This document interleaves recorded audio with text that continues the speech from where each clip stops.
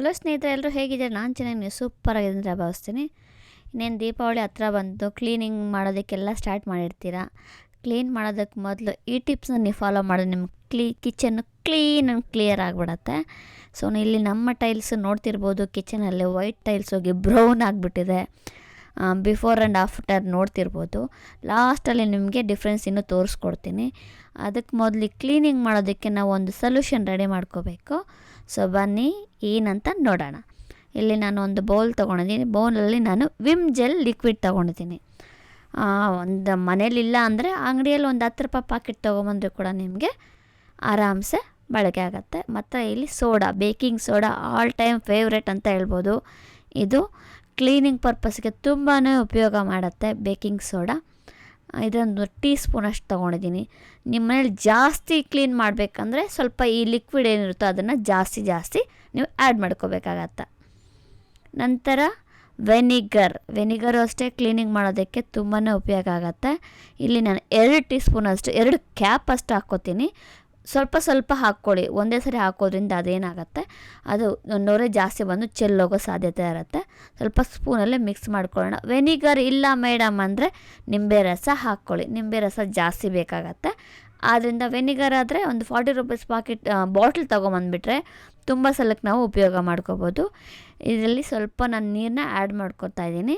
ಸ್ವಲ್ಪ ನೊರೆ ಹೋಗೋವರೆಗೂ ಸ್ವಲ್ಪ ಹಾಗೆ ಬಿಡಿ, ಆಮೇಲೆ ಬಾಟ್ಲಿಗೆ ಟ್ರಾನ್ಸ್ಫರ್ ಮಾಡ್ಕೊಳ್ಳಿ. ನಾನು ಸ್ವಲ್ಪ ಬಾಟ್ಲಿಗೆ ಟ್ರಾನ್ಸ್ಫರ್ ಮಾಡಿಕೊಂಡು ಉಳಿದಿದ್ದನ್ನ ಬಾಕ್ಸಲ್ಲಿ ಇಟ್ಕೊಂಡು ಒಂದು ಸಾಫ್ಟ್ ಸ್ಕ್ರಬ್ಬರ್ ಅಂದರೆ ಗ್ರೀನ್ ಸ್ಕ್ರಬ್ಬರ್ ಇರುತ್ತಲ್ಲ ಅದನ್ನು ತಗೊಂಡು ಸ್ವಲ್ಪ ಲಿಕ್ವಿಡ್ ತೊಗೊಂಡು ಹಚ್ಕೋತಾ ಇದ್ದೀನಿ. ನಾವೇನಾದರೂ ಲಿಕ್ವಿಡ್ ಹಾಗೆ ಹಾಕೋಕ್ಕೆ ಹೋದರೆ ತುಂಬ ಲಿಕ್ವಿಡ್ ಬೇಕಾಗತ್ತೆ. ಈ ಥರ ಮಾಡೋದ್ರಿಂದ ಅಲ್ಲಿ ಮಾಡಿರುವಂಥ ಲಿಕ್ವಿಡು ಆ ಕೊಳೆಗೆ ಅಂಟುತ್ತೆ, ಜೊತೆಗೆ ಕಡಿಮೆನೂ ತಗೊಳತ್ತೆ. ಇಲ್ಲ ಅಂದರೆ ನಾವು ಚೆಲ್ತೀವಿ ಅಂದರೆ ತುಂಬ ಬೇಕಾಗತ್ತೆ. ಎಲ್ಲ ಕಡೆ ಎಲ್ಲೆಲ್ಲಿ ಕೊಳೆ ಇದೆ ಎಲ್ಲ ಕಡೆನೂ ನಾನು ಸ್ವಲ್ಪ ಸ್ಕಿಪ್ ಮಾಡಿ ನಿಮಗೆ ತೋರಿಸ್ತೀನಿ. ಎಲ್ಲ ಕಡೆ ಹಚ್ಕೊಂಡ್ಬಿಟ್ಟು 5ರಿಂದ ಒಂದು 10 ನಿಮಿಷ ಬಿಡಿ. ಇಲ್ಲ ತುಂಬ ಗಲೀಜಾಗಿದೆ ಆಗ್ತಾಯಿಲ್ಲ ಅಂದರೆ ಒಂದು ಅರ್ಧ ಗಂಟೆ ಆದರೂ ಬಿಟ್ಬಿಡಿ. ನಂತರ ಇನ್ನೊಂದ್ಸಲಿ ನೀವು ಉಜ್ಜೋಕ್ಕೆ ಮೊದಲು ಇನ್ನೊಂದ್ಸಲಿ ಸ್ವಲ್ಪ ಸ್ಪ್ರೇ ಮಾಡಿ ಒಂದು ಸ್ಟೀಲ್ ಸ್ಕ್ರಬ್ಬರ್ ತೊಗೊಂಡು ಉಜ್ಜೋದಕ್ಕೆ ಸ್ಟಾರ್ಟ್ ಮಾಡಿಬಿಡಿ.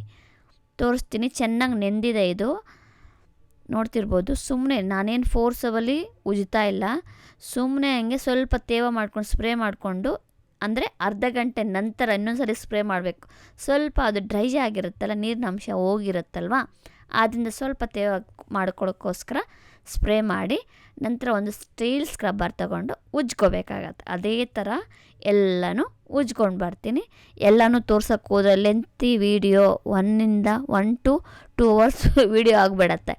ಆದ್ದರಿಂದ ಸ್ವಲ್ಪ ನಾನು ನಿಮಗೆ ತೋರಿಸ್ಕೊಂಡು ಹೋಗ್ತೀನಿ. ಆಮೇಲೆ ವಿಂಡೋ ಹತ್ರ ಯಾವುದೇ ಕಾರಣಕ್ಕೂ ಸ್ಟೀಲ್ ಸ್ಕ್ರಬ್ಬರ್ ಯೂಸ್ ಮಾಡಬೇಡಿ.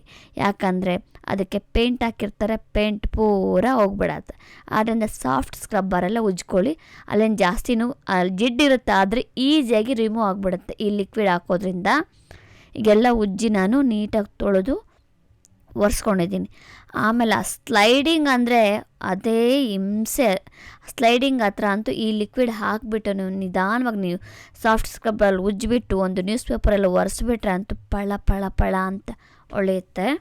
ನೋಡ್ತಿರ್ಬೋದು ನಮ್ಮದು ಬಿಫೋರ್ ಆ್ಯಂಡ್ ಆಫ್ಟರು ನಮ್ಮ ಟೈಲ್ಸ್ ಯಾವ ರೀತಿ ಕಾಣ್ತಿದೆ ಅಂತ.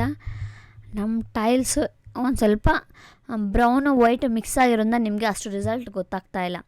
ನಿಮ್ಮ ಮನೆಯಲ್ಲಿ ನೀವು ಈ ಮೆಥಡ್ನ ನೀವು ಉಪಯೋಗ ಮಾಡಿಕೊಂಡು ಟ್ರೈ ಮಾಡಿ ನೋಡಿ. ಪಕ್ಕ ರಿಸಲ್ಟು, 100% ರಿಸಲ್ಟು, ಸೂಪರ್ ರಿಸಲ್ಟು, ನಿಮ್ಮ ಕೈ ಕೆಲಸ ಕಡಿಮೆ ಮಾಡೋವಂಥ ರಿಸಲ್ಟ್ ಇದು. ಸೊ ಟ್ರೈ ಮಾಡಿ ನೋಡಿ ಸ್ನೇಹಿತರೆ. ಈ ಸಲ ಕ್ಲೀನ್ ಮಾಡುವಾಗ ಈ ಟಿಪ್ಸನ್ನು ನೀವು ಫಾಲೋ ಮಾಡೋದ್ರಿಂದ ನಿಮಗೆ ತುಂಬ ಯೂಸ್ಫುಲ್ ಆಗುತ್ತೆ. ಸೊ ಸ್ನೇಹಿತರೆ, ಇವತ್ತಿನ ವಿಡಿಯೋ ಇಷ್ಟ ಆಗಿದೆ ಅನ್ಕೋತೀನಿ. ಇಷ್ಟ ಆಗಿರೋ ಒಂದು ಲೈಕ್ ಕೊಡಿ, ಹಾಗೆ ಕಮೆಂಟ್ ಬಾಕ್ಸಲ್ಲಿ ಕಮೆಂಟ್ ಹಾಕಿ, ಹಾಗೆ ನನ್ನ ಯೂಟ್ಯೂಬ್ ಚಾನಲ್ನ ಸಬ್ಸ್ಕ್ರೈಬ್ ಮಾಡ್ಕೊಳ್ಳಿ, ಜೊತೆಗೆ ನನ್ನ ಫೇಸ್ಬುಕ್ಕನ್ನು ಫಾಲೋ ಮಾಡಿ. Thank you very much.